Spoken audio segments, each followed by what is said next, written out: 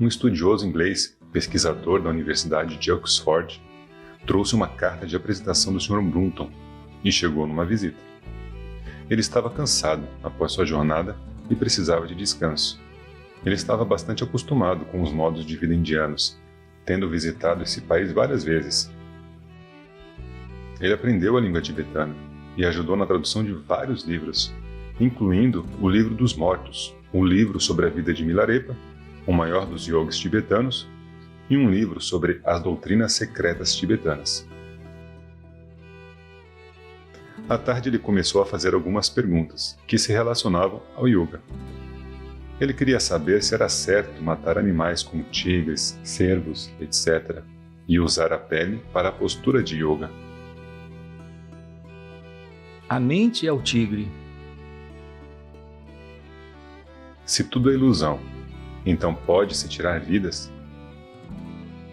Para quem é a ilusão? Descubra isso. Na verdade, cada um é um assassino do ser a cada momento de sua vida. Qual postura é a melhor? Qualquer postura. Possivelmente Sukhasana, que é a postura fácil, ou a posição meio Buda. Mas isso é irrelevante para Inanna, o caminho do conhecimento. A postura indica o temperamento? Sim. Quais são as propriedades e os efeitos da pele de tigre, lã ou pele de cervo, etc.? Alguns as descobriram e as relataram em livros de yoga. Elas correspondem a condutoras e não condutoras de magnetismo. Mas isso tudo é irrelevante para o caminho do conhecimento, Inanna Marga. Postura realmente significa colocação e firmeza no ser. Isso é interno. As outras se referem a posições externas. Qual o tempo mais apropriado para a meditação? O que é o tempo? Diga-me o que é. O tempo é apenas uma ideia. Apenas a realidade existe. O que quer que você pense que ela é, ela parece assim. Se você a chamar de tempo, ela é tempo. Se você a chamar de existência, ela é existência. E assim por diante. Depois de chamá-la de tempo, você a divide em dias e noites, meses, anos, horas, minutos, etc. O tempo é irrelevante para o caminho do conhecimento. Mas algumas dessas regras e a disciplina são boas para os iniciantes. O que é o caminho do conhecimento? A concentração da mente é, de certa forma, comum aos dois, ao conhecimento e ao yoga. O yoga visa a união do individual com o universal, a realidade. Essa realidade não pode ser nova, ela deve existir mesmo agora. E existe. Portanto, o caminho do conhecimento tenta descobrir como a separação ocorreu. A separação é da realidade apenas. O que é ilusão? Para quem é a ilusão? Descubra. Então a ilusão desaparecerá? Geralmente as pessoas querem saber sobre ilusão e não examinam para quem ela é. Isso é tolo. A ilusão é externa e desconhecida, mas o buscador é considerado conhecido e é interno. Descubra o que é imediato, íntimo, em vez de tentar descobrir o que é distante e desconhecido. Você aconselha alguma postura física para os europeus? Pode ser aconselhável. No entanto, deve ser entendido claramente que a meditação não é proibida na ausência de asanas ou fora do horário prescrito. Você tem algum método específico para transmitir aos ocidentais em particular? Isso é de acordo com o equipamento mental do indivíduo. De fato, não há uma regra rígida e fixa. O trabalho é um obstáculo ao despertar espiritual? Não, para não ser realizado, só o ser é a realidade. E as ações são apenas fenomenais, não afetando o ser. Mesmo quando ele age, ele não tem o sentimento de ser um agente. As suas ações são apenas involuntárias, e ele permanece sendo uma testemunha delas, sem nenhum apego. Não existe um objetivo para essa ação. Mesmo aquele que ainda está praticando o caminho da sabedoria inana pode praticar enquanto se dedica ao trabalho. Isso pode ser difícil nos primeiros estágios para o iniciante, mas depois de alguma prática, logo será eficaz e o trabalho não será considerado um obstáculo à meditação. Qual é a prática? A busca constante por eu, a fonte do ego. Descubra quem sou eu. O eu puro é a realidade. O absoluto ser, consciência e bem-aventurança. Quando aquilo é esquecido, todas as misérias surgem. Quando aquilo é mantido firmemente, as misérias não afetam a pessoa. O brahmacharya, ou celibato, não é necessário para a realização do ser? Brahmacharya é viver em Brahman. Isso não tem conexão com o celibato, como comumente entendido. O verdadeiro Brahmachari, que é aquele que vive em Brahman, encontra a bem-aventurança em Brahman, que é o mesmo que o ser. Por que então você deveria procurar outras fontes de felicidade? O celibato é uma condição indispensável para o yoga? Assim é. O celibato, sem dúvida, é um auxílio para a realização, entre tantos outros auxílios. Então não é indispensável. Um homem casado pode realizar o ser? Certamente, é uma questão de aptidão mental. Casado ou não casado, um homem pode realizar o ser, porque o ser é aqui e agora. Se não fosse assim, mas atingível por esforços em algum outro momento, e se fosse algo novo a ser adquirido, ele não seria digno de busca. Porque o que não é natural também não pode ser permanente. Mas o que eu digo é que o ser é aqui e agora, e único. Como Deus é imanente em tudo, penso que não se deve tirar nenhum tipo de vida. A sociedade está certa em tirar a vida de um assassino? O Estado pode fazer isso? Os países cristãos começam a pensar que isso é errado. O que levou o assassino a cometer o crime? O mesmo poder lhe concede a punição. A sociedade ou o Estado é apenas uma ferramenta nas mãos do poder. Você fala de uma vida tirada, mas e quantas inúmeras vidas perdidas nas guerras? Isso mesmo. A perda de vidas é errada de qualquer maneira.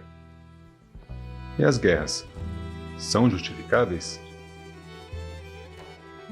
Para um homem realizado, aquele que permanece sempre no ser, a perda de uma, de várias ou de todas as vidas, seja nesse mundo ou em outro, não faz diferença. Mesmo que ele os destrua a todos, nenhum pecado pode tocar essa alma pura. Ramana Maharshi então citou o verso 17, capítulo 18, do Bhagavad Gita. Aquele que é livre da noção do ego, cujo intelecto é desapegado, ainda que ele aniquile todos os mundos, ele não mata, nem é vinculado pelos resultados de suas ações. As ações de alguém não afetam a pessoa em nascimentos posteriores? Você nasceu agora? Por que você pensa em outros nascimentos? O fato é que não há nascimento nem morte. Que aquele que nasceu pense na morte e paliativos, portanto. Quanto tempo Ramana Maharshi levou para realizar o ser? Essa pergunta é feita porque o nome e a forma são percebidos. Essas são as percepções consequentes da identificação do ego com o corpo grosseiro. Se o ego se identifica com a mente sutil, como no sonho, as percepções também são sutis. Mas no sono profundo não há percepções. Ainda assim, não havia o ego? Se não houvesse, não poderia haver a memória de ter dormido. Quem foi que dormiu? Você não disse em seu sono que você dormia. Você diz isso agora, em seu estado de vigília. O ego, portanto, é o mesmo na vigília, sonho e sono. Encontre a realidade subjacente por trás desses estados. Nesse estado há apenas existência. Não há você, nem eu, nem ele, nem presente, nem passado, nem futuro. A realidade está além do tempo e do espaço, além de expressão. Ela está sempre lá. Assim como a bananeira produz brotos em suas raízes, antes de produzir frutos e perecer, esses brotos, sendo transplantados, fazem o mesmo de novo. Assim também o primeiro mestre original da antiguidade, Dakshinamurti, que esclarecia as dúvidas de seus discípulos em silêncio, deixou brotos, que estão sempre se multiplicando. O Guru é um broto desse Dakshinamurti. A questão não surge quando o ser é realizado. Ramana Maharshi entra no Nirvikalpa Samadhi? Se os olhos estão fechados, é Nirvikalpa Samadhi. Se abertos, é Sarvikalpa Samadhi. O estado sempre presente é o estado natural, Sahaja Samadhi.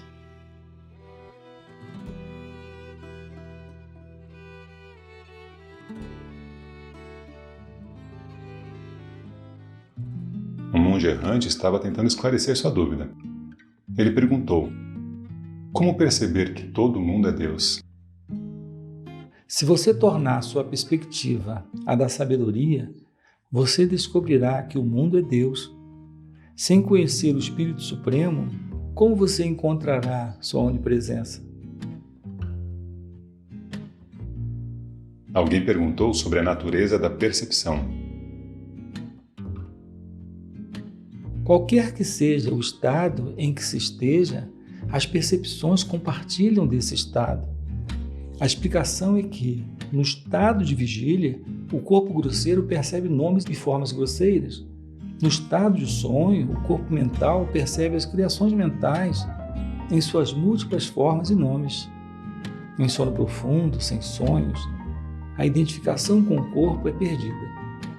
Não há percepções. Do mesmo modo, no estado transcendental, a identidade com o Brahman coloca o homem em harmonia com tudo, e não há nada além do seu ser. Foi feita uma pergunta sobre a natureza da felicidade. Se um homem pensa que a sua felicidade se deve a causas externas e às suas posses, é razoável concluir que a sua felicidade deve aumentar com o aumento de posses e diminuir em proporção à sua diminuição. Portanto, se ele é desprovido de posses, a sua felicidade deve ser nula. Mas qual é a experiência real do homem? Ela está em conformidade com essa visão? No sono profundo, o homem está desprovido de posses, incluindo o seu próprio corpo. Em vez de ser infeliz, ele é bastante feliz.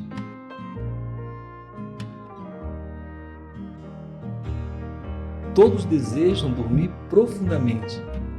A conclusão é que a felicidade é inerente ao homem e não é devido a causas externas. Deve-se perceber o seu ser para abrir o estoque de felicidade genuína. Ramana Maharshi foi questionado por um jovem educado. Como você diz que o coração está à direita, ao passo que os biólogos descobriram que ele está à esquerda? O homem pedia a autoridade das escrituras. Sim, o órgão físico está à esquerda, isso não é negado. Mas o coração do qual eu falo não é físico, está apenas do lado direito. Essa é a minha experiência. Nenhuma autoridade é requerida por mim. Entretanto, você pode encontrar confirmação em um livro ayurvédico e nas escrituras Upanishads. Então, Ramana Maharshi apresentou a citação do último e repetiu o texto do primeiro.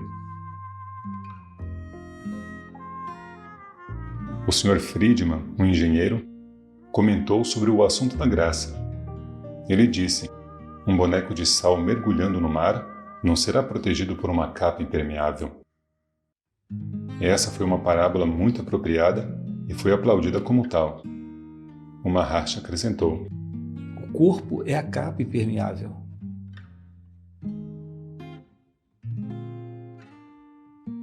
Uma pergunta foi feita por um monge sobre como impedir a mente de se distrair. Você vê os objetos ao esquecer o seu próprio ser. Se você se segurar ao seu ser, você não verá o mundo objetivo. Quando perguntado se os poderes ocultos, ou siddhis, podem ser obtidos junto com onipotência, como mencionado no último verso do Dakshinamurti Stotram, Ramana Maharshi disse: que a onipotência seja realizada primeiro, e então a outra questão pode ser levantada. Alguém pode obter algum benefício por repetir mantras pegos casualmente? Não, ele deve ser competente e iniciado em tais mantras. Um rei visitou seu primeiro-ministro em sua residência. Lá foi-lhe dito que o primeiro-ministro estava ocupado na repetição de mantras. O rei esperou por ele, e ao encontrá-lo, perguntou qual era o mantra. O primeiro-ministro disse que era o mais sagrado de todos, Gayatri Mantra. O rei quis ser iniciado pelo primeiro-ministro, mas o primeiro-ministro confessou sua incapacidade de iniciá-lo. Por isso, o rei aprendeu de outra pessoa. E encontrando o ministro mais tarde, repetiu o Gayatri Mantra e quis saber se estava certo. O ministro disse que o mantra estava correto, mas não era apropriado para ele. Quando pressionado por uma explicação, o ministro convocou o mensageiro próximo e ordenou que ele segurasse o rei. A ordem não foi obedecida. A ordem foi repetida muitas vezes e ainda não obedecida. O rei se enfureceu e mandou o mesmo homem agarrar o ministro. Isso foi feito imediatamente. O ministro riu e disse que o incidente era a explicação exigida pelo rei. Como? Perguntou o rei. O ministro respondeu: a ordem era a mesma e o executor também, mas a autoridade era diferente. Quando eu pedi, o efeito foi nulo, enquanto que, quando você ordenou, houve efeito imediato. Assim é com os mantras. Por que é dito nas Escrituras que o sábio é como uma criança? Uma criança e um sábio são semelhantes de certa forma. Os incidentes interessam a uma criança apenas enquanto eles duram. Ela deixa de pensar neles depois que eles passam. Então é evidente que eles não deixam nenhuma impressão na criança e ela não é afetada por eles mentalmente. Assim é com um sábio. Um visitante perguntou como obter a autorrealização de acordo com as instruções de Ramana Maharshi, contidas em seu texto Verdade Revelada. A dificuldade estava em controlar a mente. Isso deve ser feito por controlar a respiração? Se você praticar apenas isso, sem outro auxílio, então a mente será controlada. Outra forma, a mente fica sob controle espontaneamente na presença de um poder superior. Essa é a grandeza da associação com os sábios, a grandeza de satsang. O destino, ou karma, pode alguma vez chegar ao fim? Alguém perguntou. Os karmas carregam as sementes da sua própria destruição em si mesmos.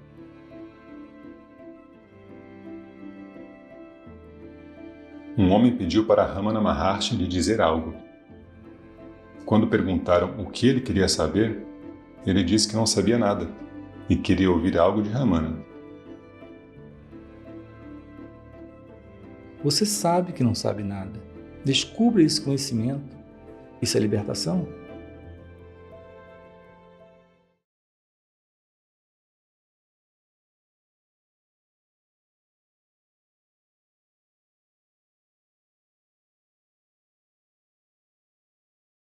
Dizem que, quando se atinge a iluminação, o corpo pode desaparecer instantaneamente.